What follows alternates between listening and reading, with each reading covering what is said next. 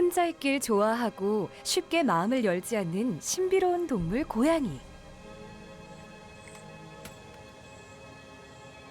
영롱한 눈망울, 윤기 넘치는 털은 고양이의 매력 포인트. 숨길 수 없는 사냥 본능.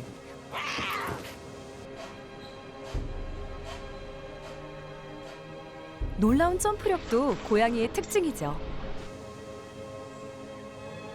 여러분은 고양이에 대해 얼마나 알고 계신가요?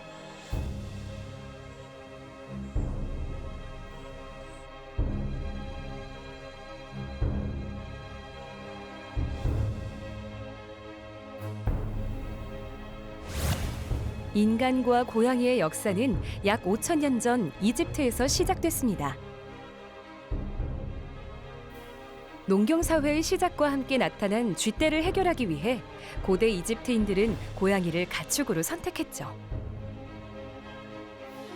당시 인간들에게 고양이는 소중한 존재였습니다.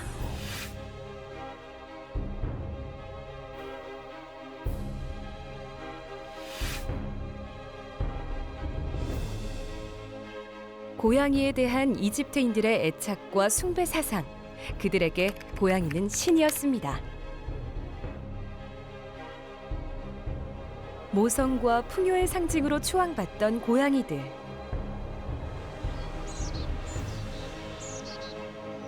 달을 연상시키는 눈동자를 지닌 고양이. 중세 유럽에서는 마녀의 친구로 여겨졌는데요. 이교도를 근절시키려 애쓰던 13, 14세기 야행성의 방랑자 기질이 있는 고양이는 마녀와 함께 종교 재판의 대상이 되죠.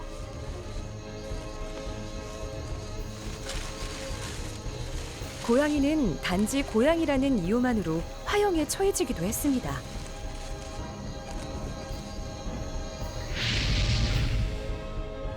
인간과 극과 극의 관계를 맺으며 살아온 고양이. 녀석들은 어떤 특징을 갖고 있을까요? 녹색으로 신비롭게 빛나는 눈. 16세기 이탈리아 시인 르타스는 고양이의 눈은 2개의 별이라며 경탄했습니다. 빛의 밝기에 따라 형태가 조절되며 어둠 속에서도 사물을 볼 수 있죠. 입 양쪽에 나 있는 수염은 외부의 물체를 감지합니다. 어둠 속 또는 좁은 곳을 이동할 때 꼭 필요한 안테나 구실을 하죠.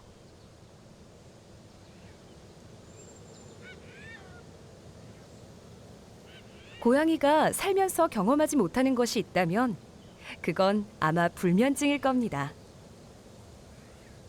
대단한 잠꾸러기에 꿈까지 많이 꾸는 녀석들은 다른 포유류보다 2배나 더 잠을 많이 자는데요.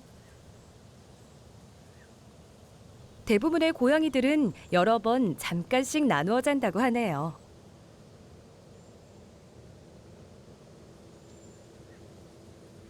벨벳같이 부드러운 고양이의 발. 하지만 이 속에는 날카로운 발톱이 숨어 있죠. 평소에는 피부의 주름 속에 집어 넣어두는데요. 발톱이 자라면 거친 면에 갈아 닳게 합니다.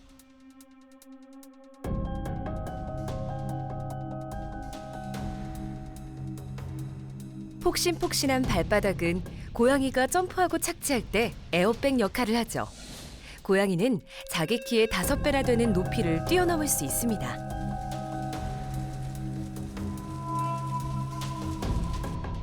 네 발을 동시에 사용하여 뛰어오를 수도 있죠. 또한 몸이 유연하고 행동이 민첩하며 강한 다리로 빨리 달릴 수 있습니다.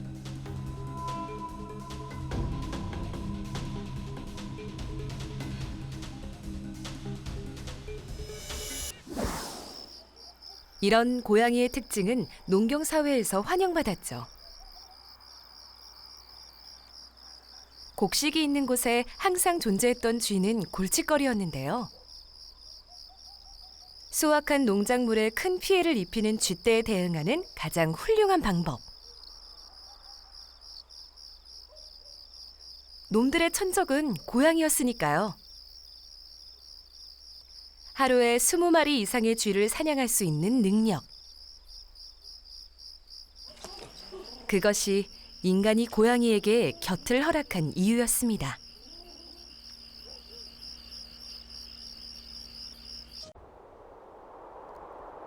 과거 우리나라에는 네 종류의 고양이과 야생동물이 살았습니다. 호랑이, 표범,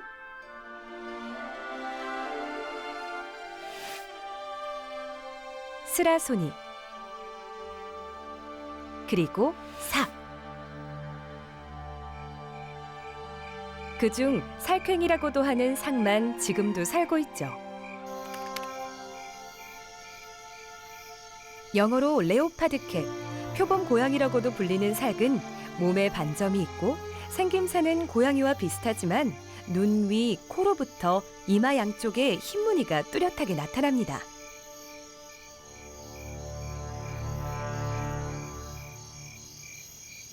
귀 뒤에서 발견되는 흰 반점 역시 삭의 특징이죠.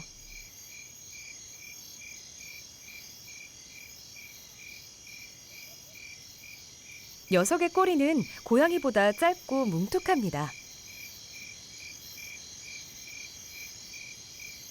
야생이라는 단어에 걸맞은 동물.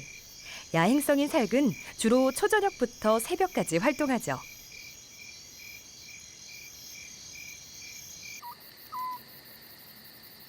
밤이 찾아왔습니다. 녀석이 모습을 드러낼 겁니다. 일과 중 하나는 털 고르기. 더러워진 털을 고르면 체온을 유지하는 데 도움이 되죠. 고양이과 동물들의 공통적인 특징입니다.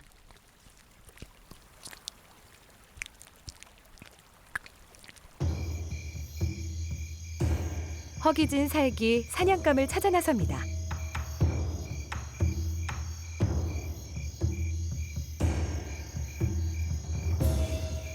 뭔가를 포착한 녀석.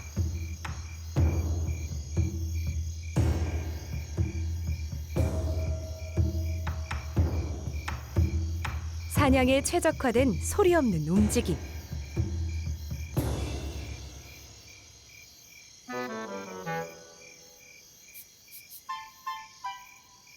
쥐는 사냥꾼의 접근을 눈치채지 못합니다.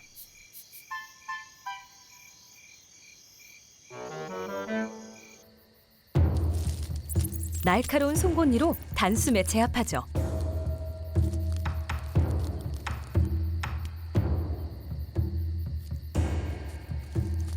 삭은 주로 작은 설치류나 토끼, 조류를 사냥합니다.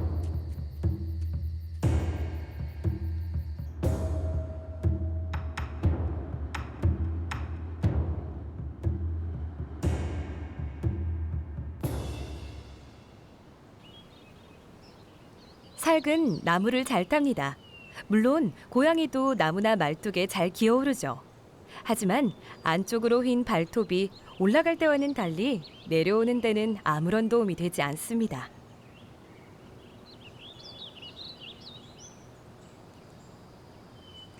하루 일과의 시작, 바로 발톱 깔기.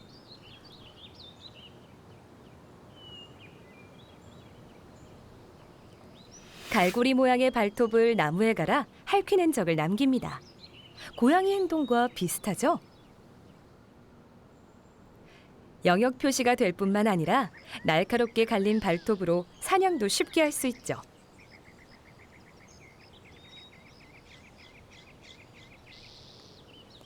마무리는 배변 활동을 통해 나무에 영역 표시를 합니다. 고양이와 달리 삭은 배설물을 땅에 묻지 않죠.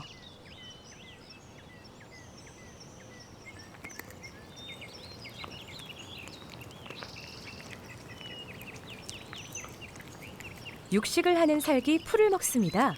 풀을 섭취하면 소화가 안 된 털이나 잔뼈들이 거친 풀과 한데 뒤엉켜 배출되기 때문이죠.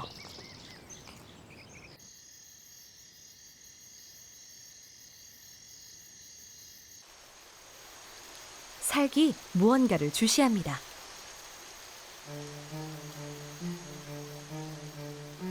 사냥감은 물고기. 녀석은 얕은 개울에서 물고기를 사냥할 수 있습니다. 조심스럽게 다가가는 이유는 사냥하는 순간에 에너지를 집중시키기 위해서죠.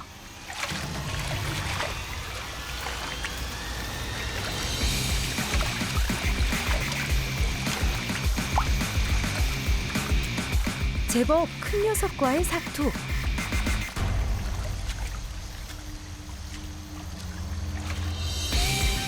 결국 사냥에 성공했네요. 그런데 녀석 힘들게 잡은 물고기를 두고 또 뛰어듭니다. 사냥 본능이 강해서 살아 움직이는 것을 보면 참지 못하는 거죠. 다행히 또 성공했네요. 이번엔 먹이를 들고 안전한 곳으로 이동합니다.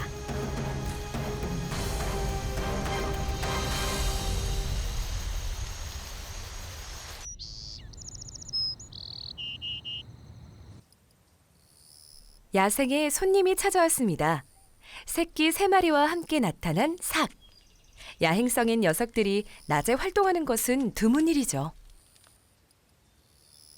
이 시기에 새끼들은 젖과 먹이를 동시에 찾습니다. 어린 삭들은 호기심이 왕성합니다. 지칠 줄 모르는 활동량은 새끼가 몸을 만드는 데 중요한 역할을 하죠. 갑자기 주변을 경계하는 삭, 서둘러 자리를 피하는데요. 인간입니다.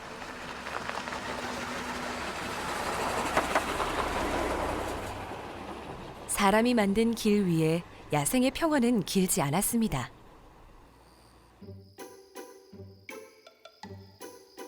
어린 살기 사냥감을 찾아 나섰습니다.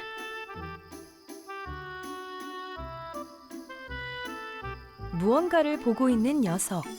얼굴에 고민이 가득합니다.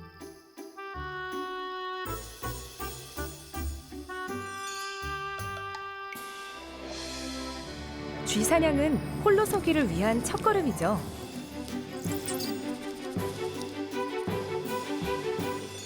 어미에게 배운 대로 숨죽이고 다가갑니다.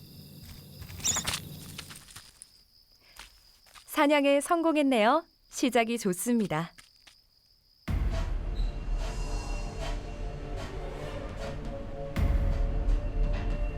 도심 속 야생의 삭과 꼭 닮은 녀석들이 살아가고 있습니다. 놀라운 점프력과 균형 감각으로 지붕 위를 자유자재로 오가는 녀석들.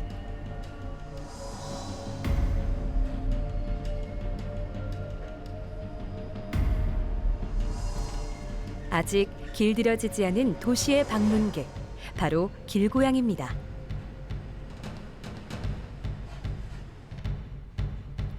지붕 위에서 녀석들은 자유롭고 치열합니다. 고양이는 영역동물이기 때문에 다툼이 자주 일어나죠.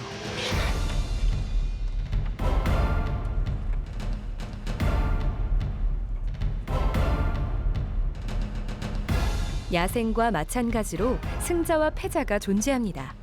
지붕 위의 싸움은 끊이지 않죠.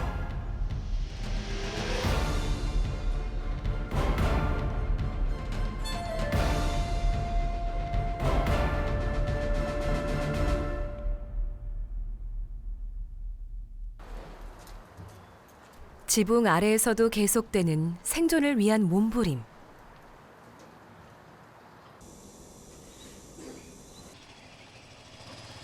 이 도시에 길고양이가 숨어 살 만한 장소는 그리 많지 않습니다.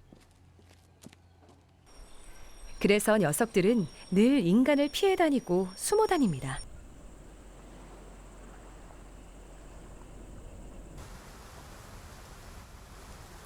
견뎌야 하는 것들 중 하나. 자동차 아래는 제법 괜찮은 피신처죠.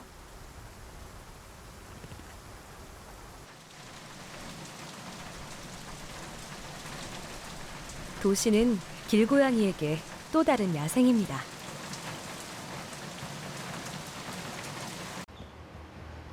길고양이들도 번식을 합니다.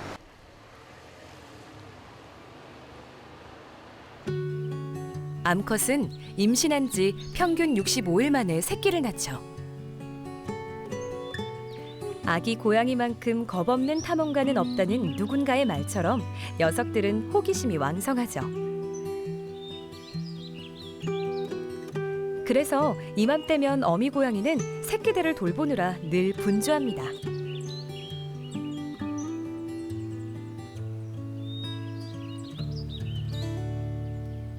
잔뜩 긴장했습니다. 태어나서 처음 만나는 두꺼비. 겁이 나지만 도망치지 않습니다.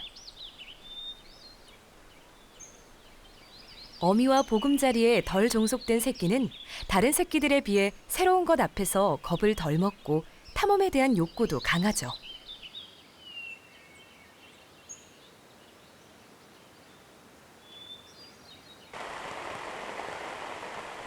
새끼 고양이들은 길고양이로 살아가게 될 겁니다. 그리고 그 길은 결코 쉽지 않다는 것을 어미는 잘 알고 있죠.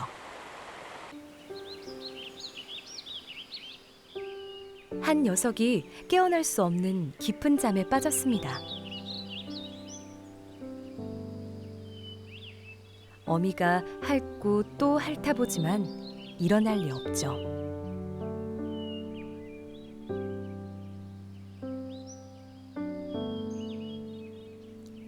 어쩌면 어미는 이미 숨이 멎은 새끼에게 온 마음을 다해 마지막 인사를 하고 있는지도 모릅니다.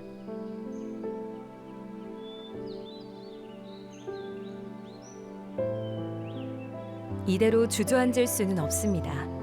오늘을 또 내일을 살아가야 하니까요. 어미는 그 사실을 잘 알고 있죠. 미안한 마음을 뒤로하고 살아남은 새끼를 안전한 곳으로 옮깁니다. 이 또한 본능이죠.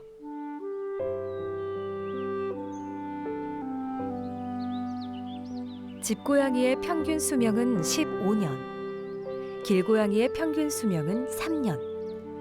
어린 길고양이의 경우 3분의 1이 태어난 지 3개월도 안 되어 무지개 다리를 건넙니다.